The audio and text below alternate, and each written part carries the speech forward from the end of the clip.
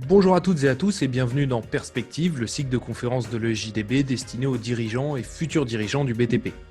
Prendre de la hauteur, mesurer l'impact de son environnement sur l'activité de son entreprise, lever la tête du guidon pour mieux percevoir ce qui nous entoure, telle est la vocation de ces conférences. Un constat éloquent du monde a été dressé le mois dernier et il est maintenant temps de présenter les solutions qui sont à disposition pour y entreprendre avec succès. Voilà pourquoi nous vous proposons cette seconde partie d'Entreprendre dans un monde en déséquilibre, axée sur les leviers de l'entrepreneur. Des solutions, des visions, des curseurs à actionner concrètement au sein de son entreprise. Et pour ceci, j'ai le plaisir de retrouver nos intervenants, Jean-Michel Lefebvre, fondateur de l'ESJDB et aujourd'hui consultant, formateur et entrepreneur, ainsi que Fabrice Chaplin, ancien cadre de la FFB, consultant en stratégie et formateur à l'ESJDB. Messieurs, c'est à vous. Eh bien, bonsoir à tous et à toutes et ravi de vous retrouver ce soir. Voilà, nous allons donc jeter un coup d'œil sur l'état du monde tel que vous le connaissez, dans lequel vous vivez et vous travaillez.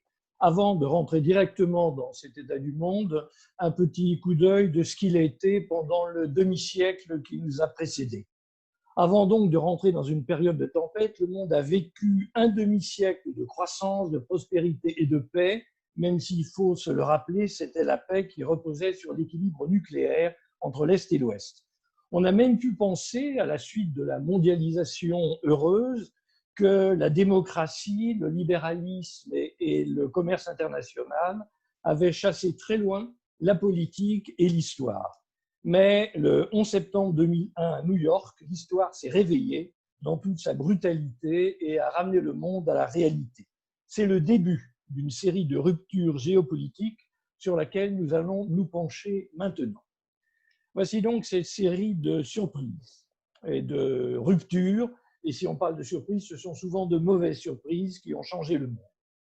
Rappelons-nous qu'au moment où l'histoire et la politique font leur retour, l'économie mondiale est globalisée dans sa totalité. Globalisée, ça veut dire que le monde repose sur un réseau de transport aérien, maritime, ferré, routier, et que ces transports se sont développés à un rythme encore jamais vu. Ils ont installé ce qu'on a appelé une économie de flux. Internet, évidemment, est partout, et nous vivons dans un monde de réseaux totalement interconnectés et interdépendants, c'est-à-dire que tout ce qui se passe se propage par capillarité et on peut dire contagion de temps en temps. Derrière tout ça, il y a d'autres surprises. En effet, on assiste à au retour brutal dans la politique des religions. La façon la plus nette de l'illustrer, c'est l'islam, radical et conquérant, qui revient sur la scène mondiale avec le djihadisme et ses filiales, et peut se passer partout, on le constate. L'horreur de l'assassinat de Samuel Paty à Conflans-Sainte-Honorine en est une illustration épouvantable. Il n'y a pas que l'islam. L'orthodoxie est mise au service des ambitions impériales de Poutine. L'hindouisme s'oppose brutalement aux musulmans pour dominer le continent indien, et aux États-Unis même, Donald Trump appuie son pouvoir, qui est aujourd'hui un peu menacé, sur les églises protestantes évangéliques. Troisième mauvaise surprise, les blocs et les alliances historiques entre les nations qui avaient fait la stabilité du monde se fissurent. L'OTAN est en état de mort cérébrale, selon l'expression d'Emmanuel Macron. Le Brexit se passe d'une façon catastrophique et va certainement aboutir sur un no deal. Après la chute de l'URSS, les Balkans ont passé une période d'une vingtaine d'années ravagée par des guerres qui ont opposé les Serbes orthodoxes aux musulmans croates. Des milliers de civils y ont laissé leur vie dans des conflits sanglants. Quant aux États-Unis, qui étaient les anciens gendarmes du monde, ils se désengagent de cette fonction qui était utile et se recentrent sur leurs propres intérêts économiques et politiques, c'est America First. Quatrième rupture importante, les empires endormis veulent reconquérir leur influence. Ça veut dire qu'un certain nombre de puissances qui avaient été extrêmement dominantes dans un passé assez lointain avaient été mis sous le boisseau par l'histoire et veulent se réveiller maintenant. C'est la Chine de Xi Jinping qui veut redevenir la première puissance économique et militaire du monde d'ici 2050, ou plutôt 2049, parce qu'il faut se rappeler qu'en 1949, Mao Tse-tung créait la République populaire de Chine. C'est la Russie de Poutine qui veut actualiser ses nostalgies tsaristes de la Grande Russie. C'est la Turquie d'Erdogan qui veut retrouver la puissance de l'ancien empire ottoman de Mehmed II et de son califat sunnite. Et enfin, c'est l'Inde de Modi qui veut restaurer un hindouisme politique radical et conquérant.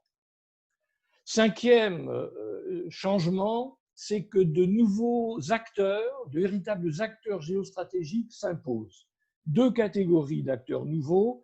D'abord, les ONG, les fondations, qui se sont arrogés le monopole théorique du bien et défendent en réalité des agendas politiques, les uns ultralibéralistes, les autres gauchistes.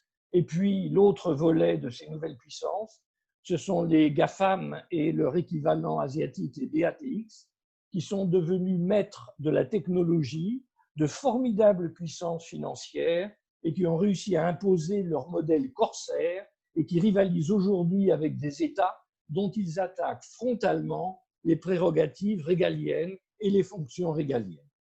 Dernier élément de ces changements, ce n'est pas une mauvaise nouvelle et serait plutôt bonne, c'est que l'écologie devient peu à peu adulte, crédible et influente.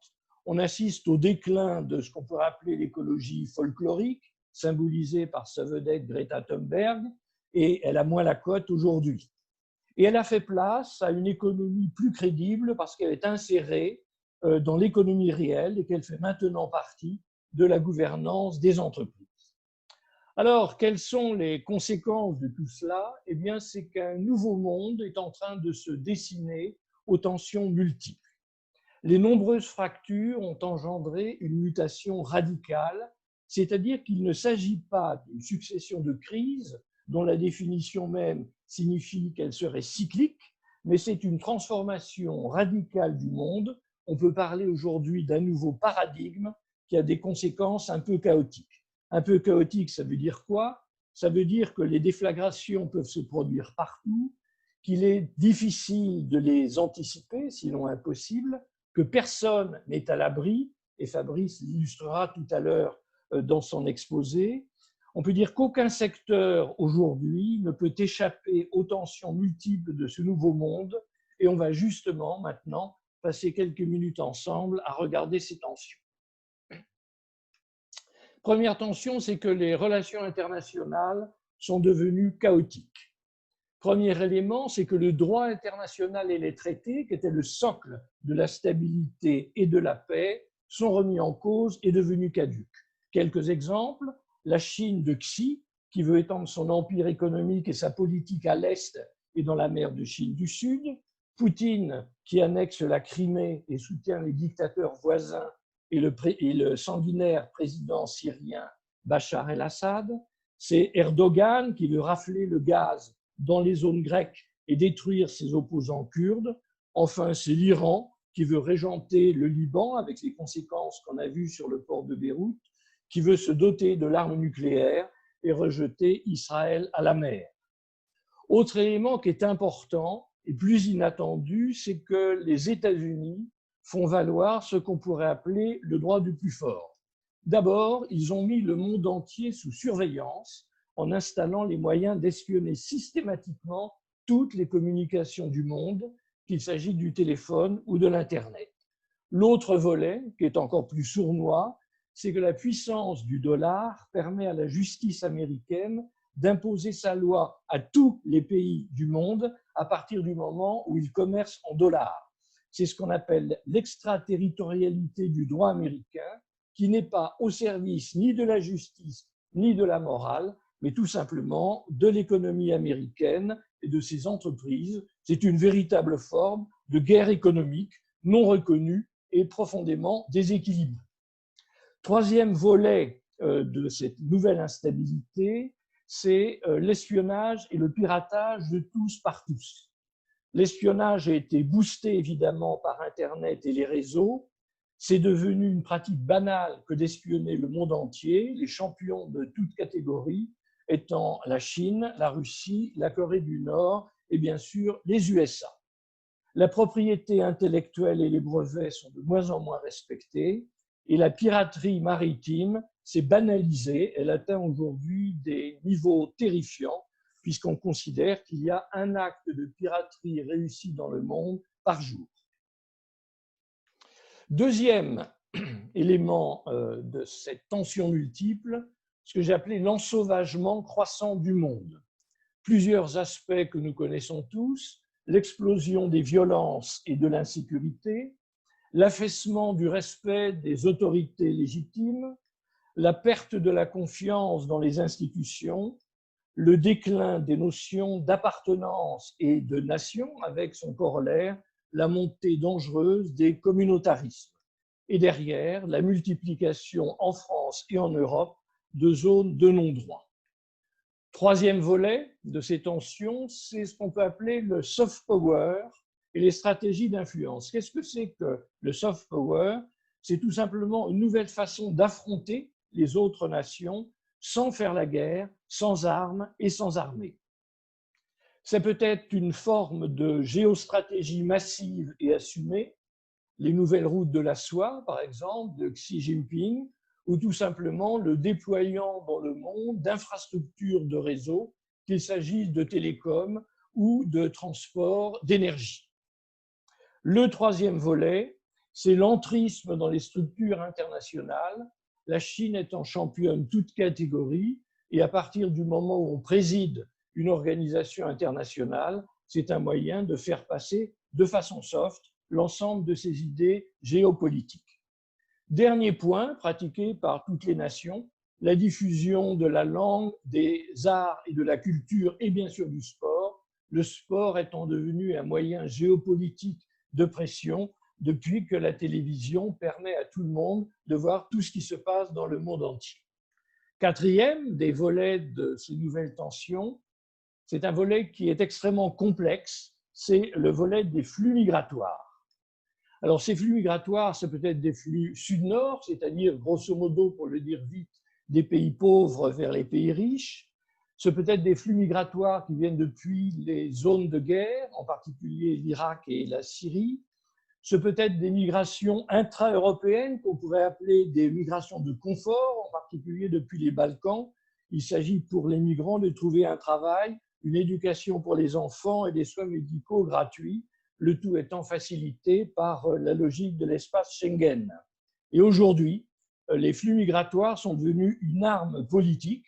Et là, on peut constater comment, par exemple, Erdogan menace en permanence l'Europe d'ouvrir ses portes et de faire déferler vers l'Allemagne en particulier des millions de migrants. Le cinquième de ces points de tension multiples, c'est la montée en gamme de la criminalité. La criminalité dans le monde aujourd'hui, c'est 4% du PIB mondial. C'est énorme. Les mafias sont devenues des multinationales, rationnelles, tentaculaires, organisées, et les fils des chefs de mafias anciennes sont passés par des grandes écoles de commerce. La contrefaçon est un volet florissant qui peut inquiéter les entreprises de bâtiment. Il faut savoir, par exemple, qu'il y a plus de produits Legrand contrefaits venant de Chine que sortant des marchés gérés directement par l'entreprise. Et bien sûr, Internet est un vecteur de ces économies grises et noires très difficiles à surveiller. On peut parler de Darknet, c'est aussi un vecteur de pillage de données, de rançonnage, de piratage informatique. Rappelons-nous que pendant la période du confinement, les attentats, on peut dire, via Internet ou les vols de particuliers ont augmenté de 600%. Dernier point, et c'est peut-être le plus difficile parce que le plus sournois de ces tensions, c'est le reflux dangereux de la raison et des savoirs. La première illustration étant le raz-de-marée toxique des fake news, une espèce d'industrialisation du bobard et de l'imposture sur les réseaux sociaux. Le mensonge est devenu une stratégie politique, alors qu'en temps de crise, la vérité est le fondement de la confiance. on peut se demander quelles seront les conséquences politiques des pas de clair avec la vérité qui ont été faites par le gouvernement français au moment du début de la crise Covid. La perte des repères intellectuels indispensables, c'est-à-dire que le vrai et le faux se sont transformés en j'aime ou j'aime pas, et si tout se vaut, on peut dire que plus rien n'a de valeur. Quatrième volet de ce nouveau monde qui reflue dangereusement avec la raison et les savoirs, c'est les ratés de l'école de la République. Les basiques de l'éducation et de la culture sont en voie de disparition. Vos CFA en sont les premiers témoins quand arrivent de nouveaux candidats. Et enfin, dernier point typiquement français, la langue de bois des élites, c'est-à-dire qu'on ne sait pas en France mettre le mot qui convient sur les mots qu'ils représentent.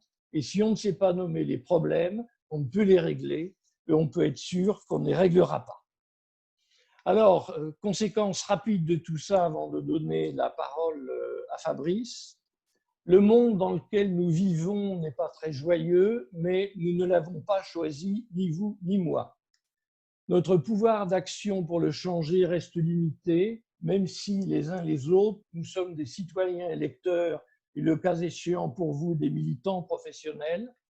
Notre première responsabilité à tous, c'est de regarder ces réalités en face, même si elles ne nous plaisent pas, d'en tenir compte dans le management des différents aspects de notre vie professionnelle et personnelle. Ce vieux monde est derrière nous. Il faut apprendre à vivre les yeux grands ouverts, à éviter les dangers, à repérer les opportunités et à piloter avec agilité dans ce nouveau monde qui restera, et pour très longtemps encore, imprévisible, tendu et fascinant.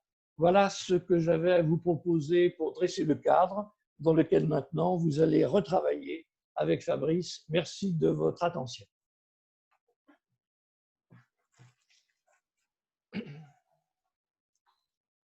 Merci Jean-Michel, bonsoir à toutes et à tous. Nous allons faire le lien entre la description que nous a fait Jean-Michel du monde d'une manière générale et des contraintes que ce monde nous impose dans notre vie d'entrepreneur.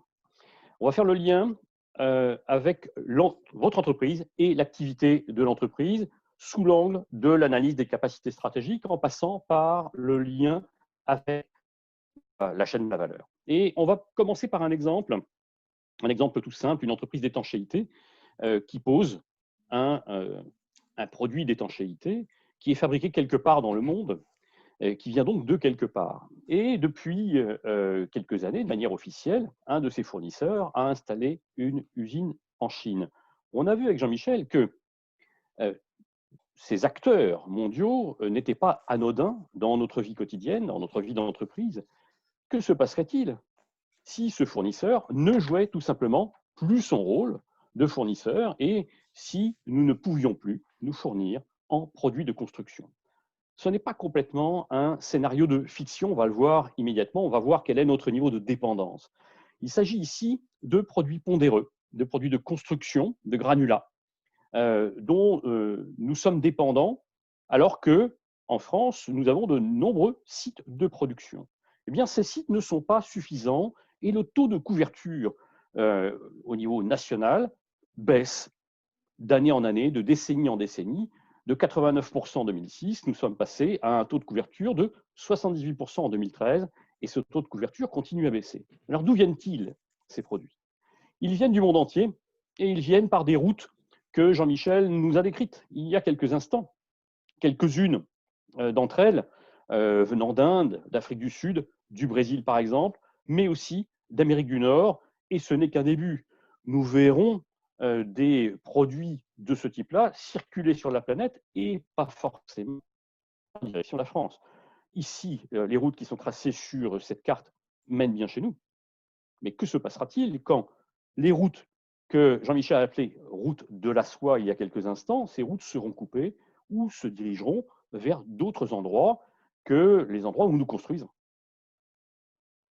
Alors, on va faire un lien entre les éléments extérieurs que nous venons de voir en géopolitique autour de la Chine et de la Chine qui nous produit des produits de construction. Jean-Michel a évoqué deux acteurs politiques gigantesques sur la planète. Xi Jinping, qui est ici à gauche sur cette photo, et Andra Modi, qui est à droite, tous deux ont ce que les Américains appellent un agenda, c'est-à-dire des intentions très particulières en géopolitique, et la France jouera un rôle peut-être secondaire. En tout cas, ces deux acteurs vont avoir besoin, pour le développement de leur territoire, de produits de construction et de matières premières qu'on reverra dans un instant, jusqu'à quel point serons-nous servis en la matière. Autre élément que Jean-Michel a décrit en termes de cheminement sur la planète, c'est la logistique planétaire. Ces produits viennent de partout et nos produits vont partout. Que se passerait-il si les cheminements de ces produits étaient empêchés et jusqu'à quel point pourrons-nous continuer à nous fournir dans d'autres endroits de la planète? Jusqu'à présent, nous n'avons pas de problème pour recevoir ces produits, du moins dans une certaine mesure, mais ça pourrait ne pas durer.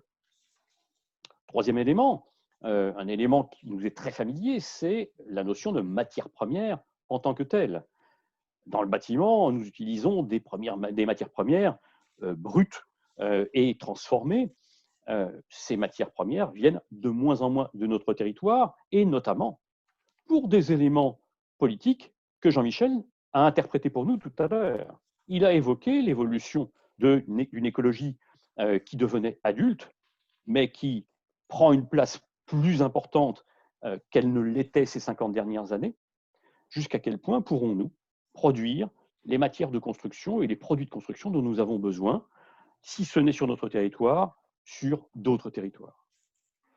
Et puis, un quatrième élément dans cette description de la planète, c'est où iront les produits en question. Ici, cette image d'Abu Dhabi nous montre à quel point la construction se développe sur des territoires qui, ces 50 dernières années, n'étaient pas de gros consommateurs de bâtiments. Ces éléments se sont mis au jour ces 30 dernières années. Et puis, des pays qui étaient dits émergents ces 20 dernières années ont bel et bien émergé. La Chine, l'Inde, la Russie et, dans une moindre mesure, le Brésil en Amérique du Sud. Mais on va voir que des acteurs risquent de s'approprier des matières dont nous avons besoin pour travailler. Alors, jusqu'à quel point pourrons-nous obtenir ces produits de construction et que se passerait-il si nous en étions privés?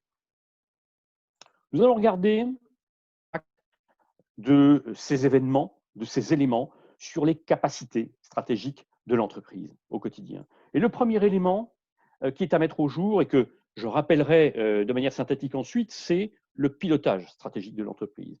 Et donc, le chef d'entreprise que vous êtes a un intérêt majeur à réfléchir à la façon dont il pilote sa structure et à l'avenir qu'il lui prévoit ou qu'il entend mettre en œuvre pour ce collectif.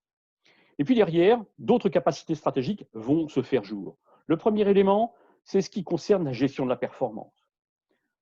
Vous avez un intérêt majeur à regarder à quel endroit, en tant que gouvernant, votre entreprise est efficace, c'est-à-dire qu'elle est en capacité d'atteindre ses objectifs et donc de comparer les résultats obtenus avec les objectifs qui étaient visés initialement. Ces objectifs sont-ils encore pertinents en fonction des moyens dont vous disposez? Un troisième élément que nous reverrons dans la gestion de la performance d'une manière générale, c'est l'efficience. C'est le rapport entre les résultats que vous obtenez et les moyens que vous avez pu mettre en œuvre. Vous comprenez que si ces moyens sont obérés par des acteurs qui sont extérieurs à l'entreprise, les résultats auront du mal à être comparés aux objectifs qui étaient visés initialement. Alors, j'imagine surtout des situations de croissance ou des déplacements d'activité. On le reverra dans quelques instants quand on parlera de domaine d'activité stratégique. Le deuxième élément, c'est le marketing stratégique. C'est un espace qui est peu visité par le bâtiment. Cependant, on voit de plus en plus d'entrepreneurs s'en préoccuper, même quand le terme technique n'est pas utilisé. Derrière se cache la notion de segment, de marché. Quel marché, quel segment allons-nous pouvoir attaquer demain avec les moyens dont nous disposons? Il n'est pas impossible de constater que certains segments qui étaient familiers, qui étaient habituels pour l'entreprise, sont de moins en moins attaquables. On verra qu'ils seraient également de moins en moins profitables, mais que d'autres segments se font jour et doivent être regardés. Le troisième élément, c'est tout simplement le développement commercial et la croissance du volume de l'activité.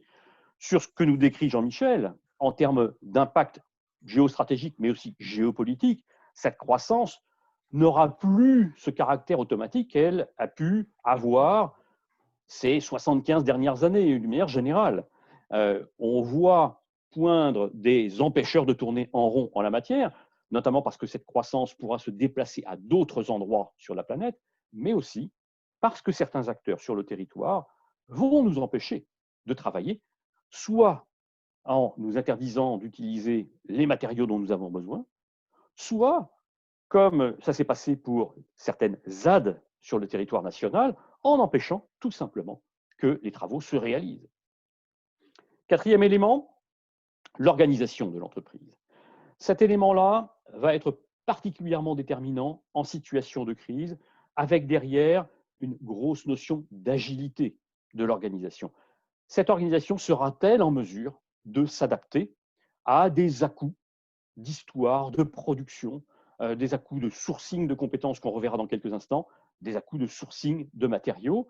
Et puis, nous avons eu un à-coup épouvantable cette année avec le Covid.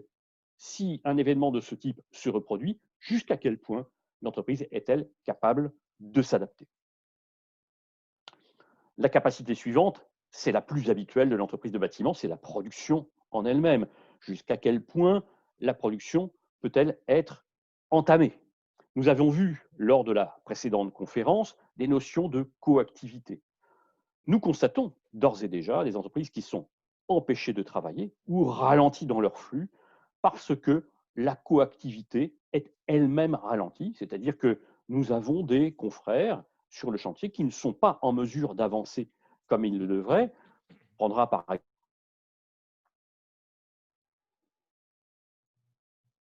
exemple produite à temps. Un exemple type, c'est une charpente qui devrait arriver sur le chantier en 4 ou 5 jours et qui met 8 semaines pour arriver. Et donc vous imaginez tous les corps d'État qui viennent derrière et qui sont ralentis dans leur action. L'élément suivant, c'est l'amélioration continue. C'est un sujet que je croiserai relativement peu aujourd'hui parce que la prochaine conférence de l'ESJDB, qui aura lieu dans un mois, lors de la première semaine de décembre, portera précisément sur l'amélioration continue, sur comment l'entreprise peut faire bien du premier coup. On aura également des éléments liés à l'innovation. Cette question a été levée lors de la dernière conférence par un participant qui s'est posé la question du rôle de l'innovation en situation de crise. L'innovation est encore un élément qui contribue à l'agilité de l'entreprise et on verra que cette capacité stratégique joue un rôle particulièrement important quand il s'agit de mettre en œuvre une stratégie dite Océan Bleu dont on reparlera dans quelques instants. Ensuite, des éléments liés aux ressources humaines. Or, d'abord, la gestion des compétences. De quelles compétences allons-nous disposer dans les mois et années qui viennent? Allons-nous les trouver sur le marché du travail? Allons-nous pouvoir les faire grandir dans l'entreprise? Et à quelles conditions? Et notamment des compétences qui seront incontournables très rapidement, des compétences numériques. Nos collaborateurs, vos collaborateurs, seront-ils en mesure de se mettre au niveau en la matière? L'élément suivant, c'est le sourcing de compétences lui-même, à l'extérieur. Est-ce que je vais arriver à trouver sur le marché du travail suffisamment de personnel pour produire le volume que je vise? On va faire le lien ici avec les objectifs de la gouvernance.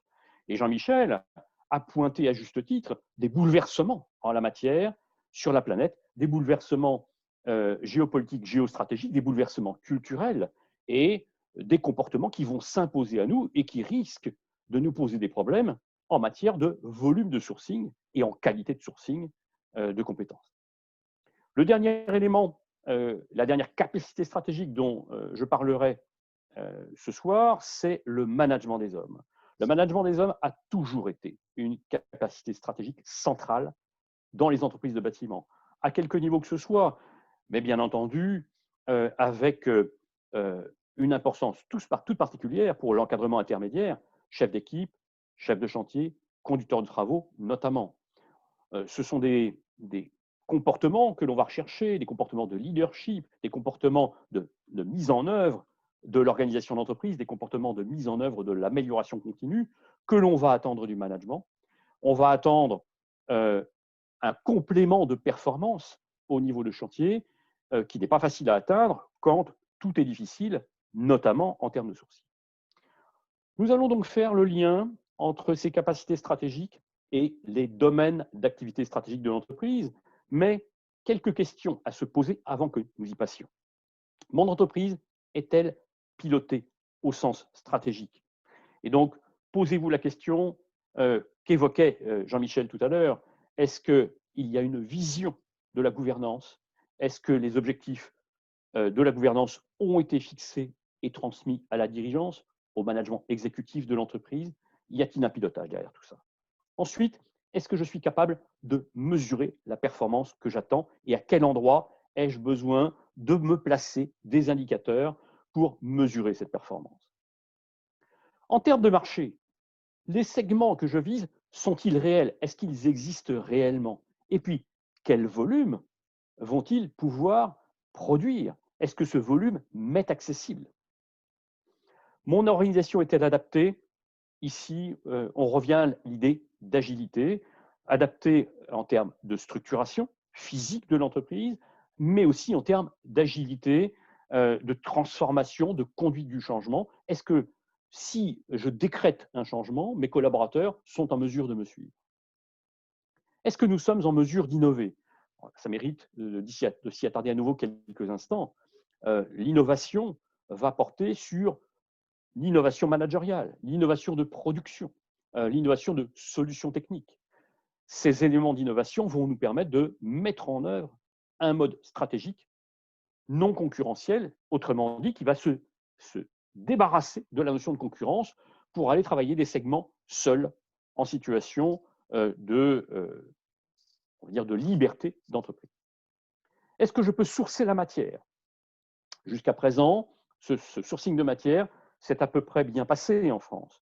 Il n'est pas garanti que ça dure, et donc je dois me poser la question en tant qu'entrepreneur de ce que je vais construire demain, de ce que je vais poser demain, et d'où viendra cette matière sur la planète.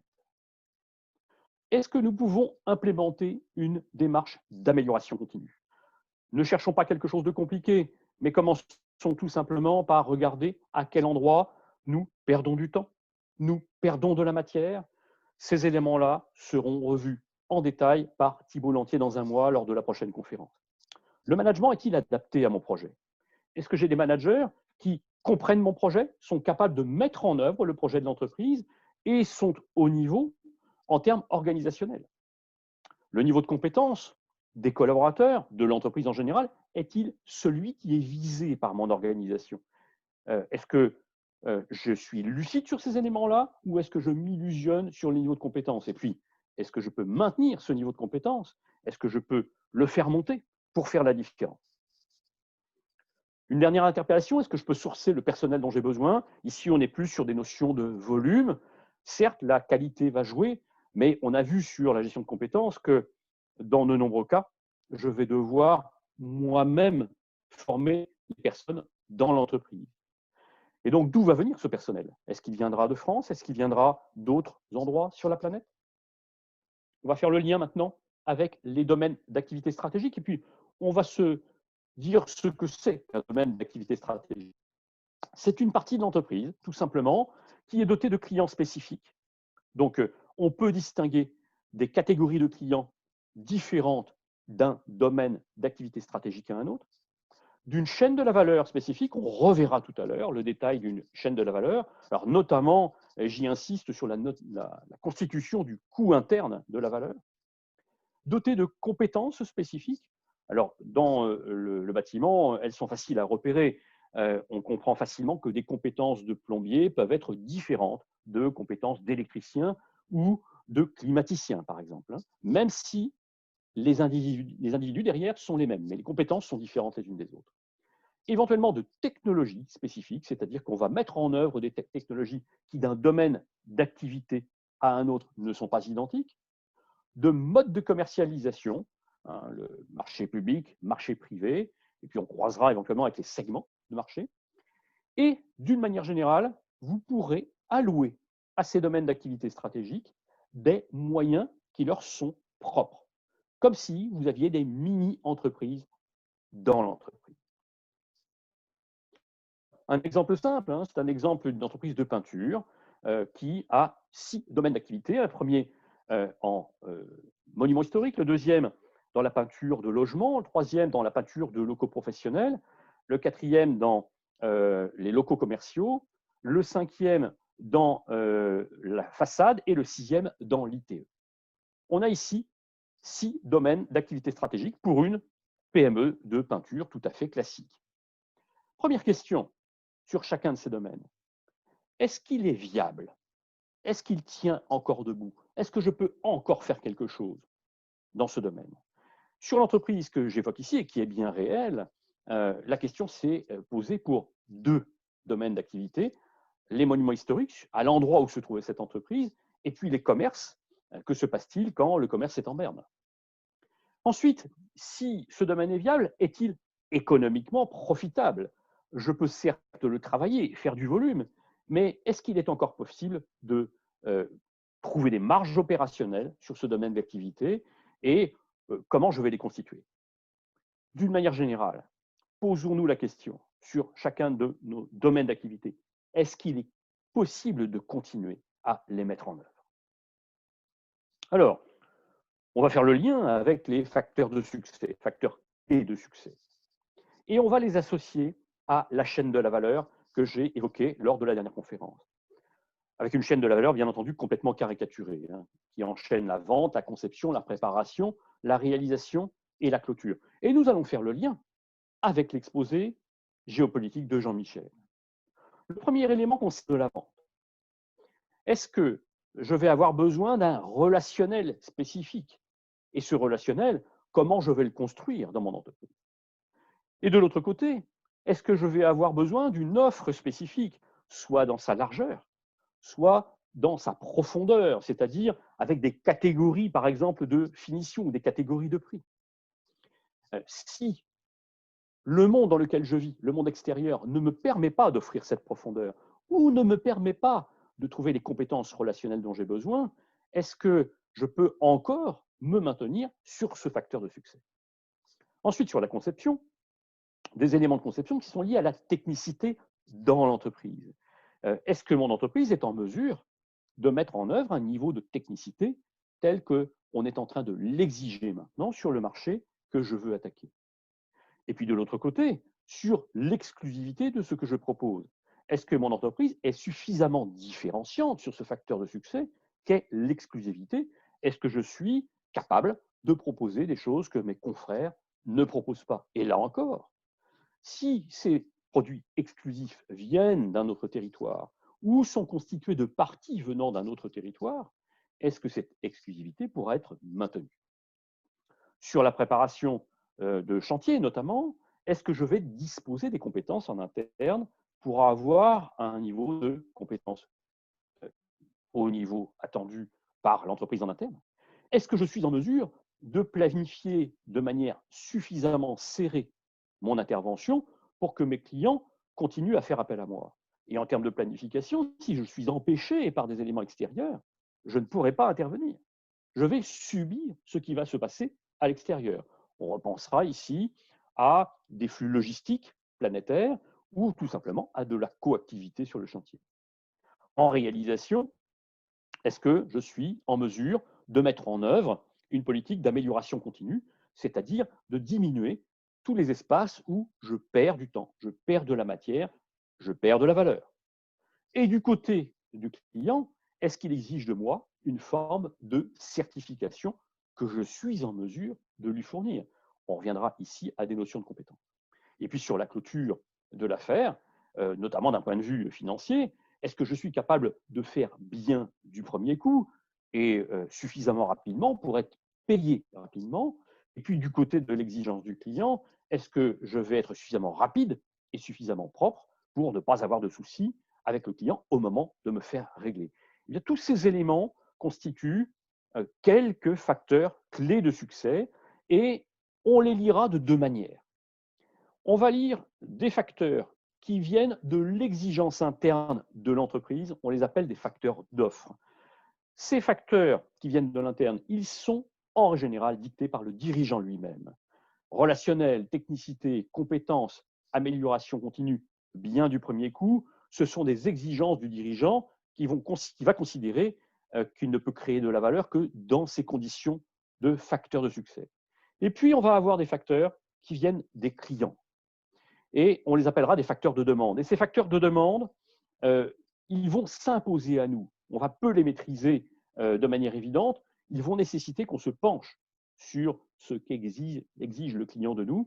La spécificité de l'offre est un de ces facteurs, l'exclusivité, la planification, la certification, la rapidité, la propreté de manière encore plus évidente.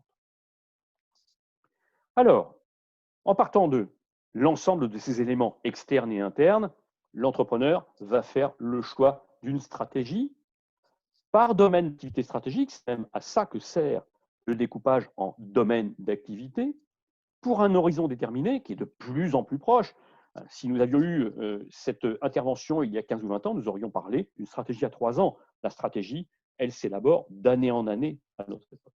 En tenant compte des capacités stratégiques, nous venons de le voir, et puis en tenant compte de votre lecture de l'environnement, en vous aidant, par exemple, de l'exposé que vient de nous faire Jean-Michel. Alors, quelle stratégie? Nous n'avons pas beaucoup de choix stratégiques. Le coût-volume, c'est-à-dire la banalisation de l'offre, faire le moins cher possible pour le plus gros volume possible, que nous allons détailler dans quelques instants. La stratégie de niche, dont on verra qu'elle n'est qu'une déclinaison de la différenciation, et puis l'océan bleu. Alors, le coût-volume, qu'est-ce que ça signifie? Ça signifie qu'il va falloir au quotidien se poser la question du coût le plus faible possible. Et je n'ai pas dit du prix le plus faible possible. Le prix étant un élément du marketing. Le coût ici est à regarder au sens du coût direct dans l'entreprise. Et donc, on va avoir au quotidien une préoccupation liée à la chasse à ces coûts. Un président de la FFB dans les années 2000 parlait de passer les charges à la paille de fer. C'était une belle image en la matière. Et puis, de l'autre côté, il y a une question de volume. Si je veux mener une stratégie coût-volume, il faut que je trouve du volume. Et l'environnement dans lequel je me trouve me permet-il de trouver ce volume?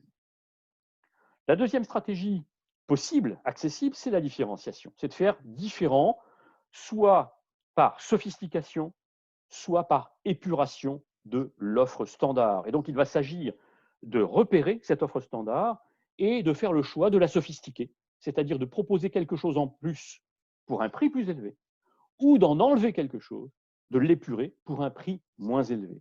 Avec des extrêmes. Un extrême qui est connu depuis 25 ans maintenant, c'est la stratégie low cost, qui est une déclinaison de la différenciation, une différenciation d'épuration qui est poussée à son extrême. La stratégie de niche, elle, est une stratégie de différenciation, tout simplement, mais appliquée à un segment très étroit, très pratique pour commencer une activité, un domaine d'activité stratégique, ou pour attaquer des segments que vous avez repérés et qui sont très étroits, souvent sur des territoires très précis. La dernière stratégie, c'est l'océan bleu. L'océan bleu va consister à être seul à l'endroit où on va travailler. Alors, seul géographiquement, c'est possible, mais surtout seul virtuellement, c'est-à-dire seul à proposer la prestation en question. Autrement dit, pendant un temps, nous allons être hors situation de concurrence. Nous sommes seuls à exploiter le segment que nous exploitons. La stratégie Océan Bleu, elle repose massivement sur la capacité de l'entreprise à innover. Et on comprend ici que l'innovation, elle ne touche pas qu'une innovation technologique. Elle touche toutes les capacités stratégiques de l'entreprise. Et donc, innover en termes de marketing, innover en termes de management, innover en termes d'organisation, d'astuces de chantier, peut permettre de travailler une stratégie Océan Bleu.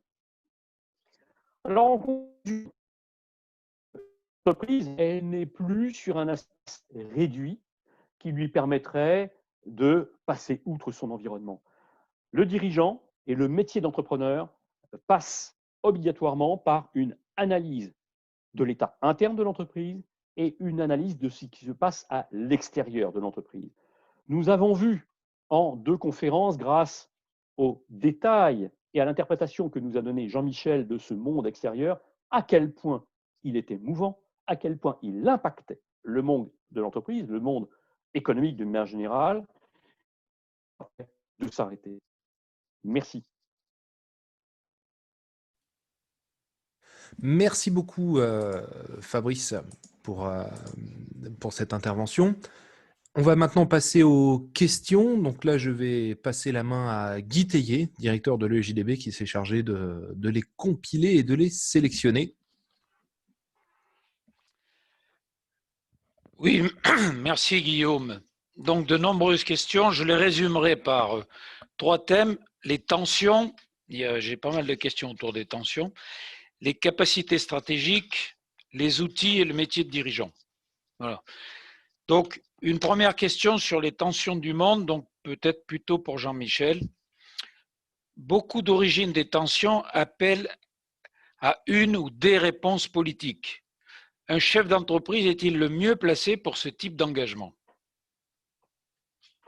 Très bonne question qui n'est pas simple du tout. Le mieux placé, je ne sais pas. Indiquer à temps et à contre-temps en permanence les conséquences qu'une décision politique prise par des gens qui, je caricature, n'ont jamais fait une feuille de paye de leur vie, ça peut être utile. Le problème de la politique en France, c'est que c'est un peu une politique hors sol, qui est pilotée par des gestionnaires qui sortent des mêmes moules, des mêmes modèles, etc., et qui n'ont pas le moindre commencement du début d'une idée sur ce qu'est la vie de l'économie réelle. Alors, je ne pense pas que ce soit le rôle de chaque entrepreneur de le faire, sauf s'il est en contact par des mandats personnels avec des décideurs politiques. C'est le rôle des organisations professionnelles de harceler le pouvoir politique pour lui mettre le doigt sur les conséquences réelles de décisions qui sont rarement mesurées. C'est vrai pour les décrets pris par le gouvernement, c'est hélas vrai aussi pour des lois, des nouvelles lois ou des modifications de lois qui sont prises par des députés qui, pour la plupart, n'ont encore une fois aucune idée de ce que c'est qu'une entreprise. Très bien, merci Jean-Michel. Alors, toujours sur les tensions, ça peut être peut-être vous deux qui répondiez. Ces tensions sont-elles amenées à empirer, à stagner, à régresser, ou est-ce que le monde sera toujours en tension? Alors, premier élément de réponse, le monde est en tension pour une durée qui est au-delà de l'échelle humaine. On est dans un domaine séculaire. Il est évident qu'un certain nombre de tensions, les tensions géopolitiques, en particulier avec la Chine, avec la Russie et avec l'islam, vont évidemment, alors on peut appeler ça grandir, on peut dire empirer, après c'est un problème de jugement de valeur, mais il est évident qu'on est au début d'un processus dont on ne sait pas où il peut mener à des conséquences relativement catastrophiques. Regardez ce qui se passe, par exemple, dans la mer de Chine du Sud, où un des projets de Xi est de ramener Taïwan dans le giron de la République populaire de Chine, comme ils l'ont fait de Hong Kong. Il est évident que ce jour-là, les États-Unis vont réagir, tout simplement parce que c'est un port militaire américain. Donc il va y avoir un moment donné où en tirant sur l'élastique va péter, on ne sait pas quand, mais sauf si il se produit un miracle, ce qui en géopolitique est assez peu probable, on va vers des tensions certainement plus fortes. Oui, je le crains. Très bien. Encore une question, ce sera la dernière pour l'instant sur les tensions. Comment un dirigeant peut-il se projeter? Et s'il arrive à le faire, il y a tellement de tensions que c'est impossible de tout prévoir. Donc ça, alors Fabrice pourra compléter aussi, oui, à mon avis, sur cette question. D'un point de vue très formel, on peut dire que la seule logique dans ce domaine, c'est la logique des scénarios. C'est-à-dire on ne peut pas tout prévoir, on peut réfléchir à tous les points de l'activité, quelle qu'elle soit, pour un chef d'entreprise, pour n'importe qui, pour une mère de famille, où il peut y avoir un impact de l'augmentation de la situation de tension sur la vie. Et la réflexion, elle est banale, c'est de se dire qu'est-ce que je ferais, AIS si on est optimiste, AI si on est pessimiste, qu'est-ce que je ferais si la tension progresse. Voilà, prévoir un certain nombre de choses. Il ne s'agit pas d'en avoir peur, il ne s'agit pas de se faire peur, il s'agit simplement d'envisager des possibles et de s'y adapter. Mais ça, c'est le métier quotidien du chef d'entreprise et je ne pense pas que Fabrice veut dire le contraire. Oui, Fabrice, si tu veux bien compléter cette réponse Alors, sur cette question. je vais le compléter en faisant le lien avec une première grille de lecture dans l'entreprise qu'on appelle force, faiblesse, opportunité, menace. Ça s'appelle un SWOT en anglais, mais ça n'a pas d'importance. Jean-Michel a insisté à juste titre sur l'idée des scénarios. Ces scénarios sont issus de l'analyse du monde extérieur. Alors, nous avons des outils pour le faire en analyse stratégique, comme le PESTEL, par exemple. PESTEL, c'est l'acronyme de politique, économique, sociale ou sociétale, technologique, environnementale et légale. Une analyse que Jean-Michel nous a partiellement faite tout à l'heure, notamment sur les questions politiques et économiques planétaires. De ces éléments-là, l'entrepreneur va tirer un ou des scénarios qu'il va appliquer à sa trame, notamment force-faiblesse. Et comme le disait Jean-Michel, l'idée, ce n'est pas d'en avoir peur, c'est de se préparer à des scénarios qui sont plus ou moins probables. Je crois que la personne qui a questionné a parlé de prévoir l'avenir. Il n'est pas possible de prévoir l'avenir. Ceux qui s'y risquent, en général, n'arrivent à rien ou se trompent lourdement. Donc, l'idée n'est pas de prévoir l'avenir, c'est de se préparer à des avenirs. Et ces prévisions se transforment en réalité en adaptation, tout comme vous ne pouvez pas lire votre avenir personnel, privé, mais vous vous préparez en faisant du sport, en faisant attention à votre santé, en faisant des économies, par exemple. Mais il en est de même pour l'entreprise. Il s'agit de se préparer à des possibles. Merci, messieurs, pour vos réponses. Alors, maintenant, justement, rentrons un peu plus dans les capacités stratégiques, dans la stratégie. Il y a un dirigeant qui me dit, bon, moi, je suis OK pour vérifier l'efficacité de mon entreprise, mais comme je suis au four et au moulin, je ne sais pas comment trouver le temps et surtout la méthode. Alors là, je pense que Fabrice, tu es adapté pour répondre. Oui. Alors, j'ai une première réponse pour le temps. Si vous ne trouvez pas le temps de le faire, ce que je crains, c'est que certains de vos confrères le trouvent, eux. Et donc, il est absolument indispensable que l'entrepreneur puisse dégager un tout petit peu de temps pour effectuer ce pilotage. Ce que l'on constate, c'est que plus ce pilotage devient une habitude pour le dirigeant, plus il est court. On arrive à faire une analyse stratégique rapide de l'entreprise sur un coin de table en un quart d'heure, ou en roulant sur l'autoroute quand il n'y a pas trop de monde avec le régulateur de vitesse, on arrive à réfléchir à de premiers éléments de l'analyse stratégique. Je ne plaisante pas, c'est tout à fait réel. Simplement, le premier effort coûte énormément.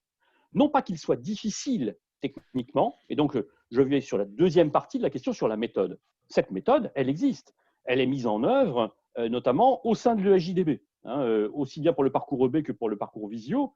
Cette méthode, elle est explicitée, elle est tout à fait matérialisée. Elle va consister par aller regarder le détail des capacités stratégiques de l'entreprise, ensuite à aller réaliser une analyse de l'environnement, une analyse des tensions concurrentielles, une détermination des facteurs clés de succès par domaine d'activité stratégique et le choix d'une stratégie par DAS. Dit de cette manière-là, pour un entrepreneur qui ne l'a jamais fait, ça peut paraître extrêmement technique. C'est à peu près la même chose que de démonter un moteur de voiture. Quand on ne l'a jamais fait, on a des pièces partout, mais on ne sait pas quoi en faire. En réalité, une fois que l'habitude est prise, le problème ne se pose plus. Et on trouve des entrepreneurs qui font facilement une analyse de ce type une fois par mois. Alors, je suis en train de vous parler de patrons de TPE, PME. J'exclus complètement des chefs d'entreprise qui seraient à la tête de très grandes entreprises et entourés de spécialistes venant d'écoles de commerce ou d'ingénieurs. On parle de TPE, PME. Cette analyse, elle fonctionne parfaitement avec des artisans seuls qui participent aux sessions de formation de l'ESJDB. Je peux te rajouter un petit mot, Guy? Oui, oui, bien sûr. Voilà, je crois qu'on peut ajouter aussi que toute la partie observation du monde, cette espèce d'attitude à voir le monde à 360 degrés dans les différentes composantes et de la politique et de la géopolitique, c'est une des fonctions de l'organisation professionnelle. Absolument. C'est-à-dire que dans la cotisation d'entrepreneur, il y a la mutualisation de cette ressource-là. Et bien sûr, on ne peut pas passer son temps à lire les journaux. L'organisation professionnelle est organisée pour surveiller l'environnement du monde, économique, politique, social, et il ne faut pas hésiter à en profiter. Du coup, avec ce que je viens d'entendre, notamment la réponse de Fabrice tout à l'heure, je pose maintenant une question que j'avais notée plutôt pour la fin, mais le métier de dirigeant ne va-t-il pas être de plus en plus un métier de stratège? Alors, il y a une réponse à ça, hein. Il l'a toujours été. Et même pour un dirigeant qui n'aurait pas de méthode pour faire de l'analyse stratégique, en réalité, il a un comportement de stratège, mais il ne le sait pas. Ce qui peut se produire, c'est qu'il met au quotidien plutôt une approche tactique des choses, c'est-à-dire de plus court terme que la stratégie. Et donc, il peut lui manquer des éléments d'analyse qui lui permettraient d'élaborer une tactique de plus long terme que l'on appelle une stratégie. Donc, est-ce qu'un entrepreneur est un stratège aujourd'hui? Est-ce qu'il est un stratège demain? Oui, il est un stratège dans les deux cas. Ce que l'on pourrait peut-être pointer, c'est que pour entreprendre, on va devoir apprendre à faire de l'analyse stratégique, alors que ce n'était peut-être pas le cas précédemment. Merci pour cette réponse. Alors, une question que j'avais sur les outils. Y a-t-il des outils de diagnostic présentant une méthodologie facile, permettant vraiment des outils accessibles qui permettent à un dirigeant de TPE, alors j'ai bien compris qu'il pouvait le faire en roulant et en se concentrant sur l'autoroute, mais qui permettent de diagnostiquer un petit peu la situation de son entreprise, et notamment sous l'angle du développement des compétences? Alors, oui, est-ce qu'il y a des outils? La réponse massive, elle est oui, c'est certain. Les premiers à avoir mis des outils en œuvre en la matière étaient plutôt des analystes comptable-financiers. Et donc, on a une palette d'outils de ce type-là, mais plutôt destinés à mesurer la performance économique de l'entreprise au sens financier du terme. Et donc, est-ce qu'il y a des outils simples et accessibles pour l'artisan, pour le patron de TPE, le patron de PME? La réponse est 100 fois oui, puisque nous mettons en œuvre ces outils dans le cadre de l'ESJDB et qu'ils sont parfaitement accessibles à la totalité des personnes qui viennent participer, se former. Donc oui, ces outils, ils existent, bien entendu, ils sont dans le dur, ils sont parfaitement accessibles. Et en 32 ans, je n'ai jamais vu un chef d'entreprise entrer dans une incompréhension face à ces outils. C'est-à-dire qu'ils sont réellement accessibles. Et il n'y a pas de prérequis, ou pratiquement pas de prérequis. On arrive à les utiliser, dans certains cas, pour des conseils d'administration de SCOP composés d'ouvriers. Il n'y a pas de prérequis du type il faut faire une grande école avant de les utiliser. Ils sont très simples d'utilisation. Ce qui pose un vrai problème, c'est la concentration, le fait de s'intéresser à la question, d'y consacrer un peu de temps. Alors bien entendu, j'ai caricaturé les choses tout à l'heure en disant qu'on pouvait le faire au volant de sa voiture, mais pas tout à fait. Une fois que l'habitude est prise, on va trouver ça extrêmement facile. C'est le premier effort qui va coûter. Très bien. Alors, une question pour les deux. Oui, pardon. Je n'ai pas répondu sur le champ des compétences. Hein. Sur Oui. l'analyse des compétences, là encore, il y a des outils qu'on pourrait montrer d'ailleurs lors d'une conférence ultérieure, notamment la cartographie de compétences, qui va permettre de manière synoptique de regarder la totalité des compétences mises en œuvre par fonction, par poste de travail, pour chacun des collaborateurs de la structure, ce qui permet à l'entrepreneur d'en avoir une vue générale, que je qualifie de synoptique. Oui, oui, il y a des outils, bien entendu. Très bien. Alors, une question que je pense que vous pouvez répondre à l'un et l'autre. Pour un chef d'entreprise, s'adapter en permanence ne peut-il pas aboutir à brouiller les repères des équipes? Alors, je veux bien répondre avant peut-être de laisser Jean-Michel poursuivre. Fabrice. Cette question, elle percute deux champs de l'analyse stratégique.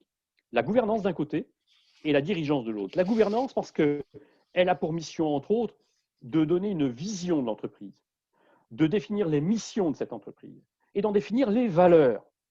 Si ces éléments-là ne sont pas définis, bien entendu, les collaborateurs rentrent dans la confusion. Et puis, il y a un élément central que j'ai évoqué tout à l'heure, ce sont les objectifs qui sont fixés par la gouvernance et qui sont transmis au management exécutif. C'est au management exécutif, ensuite, d'être clair sur ce qui est attendu en termes d'adaptation et de conduire le changement pour que ce changement soit supportable, acceptable et réellement implémenté dans l'entreprise. Je partage totalement la réponse de Fabrice. J'ajouterais un élément juste un peu plus général, c'est que le métier du chef d'entreprise, ce n'est pas de partager des inquiétudes ou de partager des anxiétés, mais de porter des solutions et de montrer, parce que c'est son métier, qu'à tout problème, il y a une solution, qu'à toute difficulté, il y a une réponse. C'est ça, l'optimisme, en gros, qui est congénital au chef d'entreprise. Très bien. Une dernière question, ou avant-dernière, qui tourne autour de l'innovation. J'ai eu deux interventions là-dessus. Innover, mais il y a un artisan qui me dit, mais moi qui ai une petite entreprise artisanale de Réloir, comment voir l'innovation? Je ne me sens pas la capacité d'inventer tous les jours. Alors, la réponse est basique. L'innovation ne doit pas être regardée comme quelque chose de technologique, de sophistiqué. Innover au quotidien, c'est faire un tout petit peu différemment de quelque chose qui existe déjà. Et donc, pour ce chef d'entreprise de Réloir, s'il veut tenter d'innover, son premier problème, c'est de trouver des idées. C'est que lui et ses collaborateurs, s'il en a, s'il n'est pas artisan seul, puissent produire quelques idées et tenter de les mettre en œuvre. Ce qui est à retenir derrière, c'est qu'il n'y a pas d'innovation si on n'essaye pas quelque chose. Alors bien entendu, ces essais doivent être faits en espace protégé, c'est-à-dire que si l'entreprise met en œuvre un nouveau procédé, il ne faut pas généraliser ce nouveau procédé à la totalité de l'entreprise. On va faire des essais, on va tenter quelque chose. Mais c'est dans des petites choses connues que cette innovation doit trouver sa place. C'était même le cas sur des innovations qui ont bouleversé notre existence, notamment les innovations numériques. Au départ, on est sur quelque chose de très confidentiel et de marginal. Donc, on ne va pas viser des innovations de ce gabarit-là, on va viser des innovations beaucoup plus simples, produire d'une manière un tout petit peu différente, être en relation avec le client d'une manière un petit peu différente, se présenter de manière un peu différente. Du point de vue de l'organisation et de l'efficience, perdre un peu moins de temps, un peu moins de matière. L'innovation, c'est aussi à ces endroits-là. Je suis tout à fait d'accord avec ce que vient de dire Fabrice. Le problème du mot innovation, c'est qu'effectivement, il véhicule de la technologie, de la sophistication, de l'électronique, des fusées, des lasers, des drones, etc. Il faut le prendre au sens le plus basique du terme. Qu'est-ce que c'est qu'innover? Innover, c'est faire quelque chose de différent et de meilleur. De différent et de meilleur, en n'oubliant pas que très souvent, les salariés ont des bonnes idées de ce qui peut être fait différemment et ce qui peut être fait mieux. C'était un peu la logique de ce qu'on appelait autrefois les cercles de qualité. Absolument. On est devant un problème, on demande aux gens qui se coltinent le problème quotidiennement de trouver une réponse qui soit à la fois intelligente, différente et qui fasse faire un petit progrès. Écoutez, messieurs, je vous remercie pour la réponse aux questions parce que la dernière réponse me fait une bonne synthèse conclusive des réponses que vous avez apportées. Donc, je repasse la parole à Guillaume Join pour la conclusion de la conférence en général. Oui, merci messieurs pour ces interventions très enrichissantes, une prise de hauteur qui donne presque le vertige avant de revenir au cœur de notre quotidien, qu'on observe désormais avec, on l'espère, un regard différent, empreint d'un petit peu plus de recul. Merci beaucoup Jean-Michel Lefebvre, merci beaucoup Fabrice Chaplin d'avoir partagé avec nous votre expertise et surtout vos capacités de simplification et de synthèse sur des sujets qui peuvent très vite s'avérer complexes. Le cycle de conférences Perspectives reviendra le mois prochain, la première semaine de décembre pour être un petit peu plus précis. Nous parlerons Lean ou comment les entrepreneurs peuvent sortir du cadre et utiliser l'intelligence collective pour adapter, optimiser leur activité, bref, pour faire bien quoi qu'il arrive. Nous aurons pour cela plusieurs intervenants permettant de partir une fois encore de la vision macro à l'application concrète en PME. D'ici là, on vous souhaite un maximum de réussite. N'hésitez pas à aller sur notre site internet ejdb.fr pour découvrir notre offre de formation dédiée aux entrepreneurs du BTP. Vous pouvez également nous suivre sur Facebook, Twitter ou LinkedIn pour rester informés sur notre prochaine conférence. Merci à tous.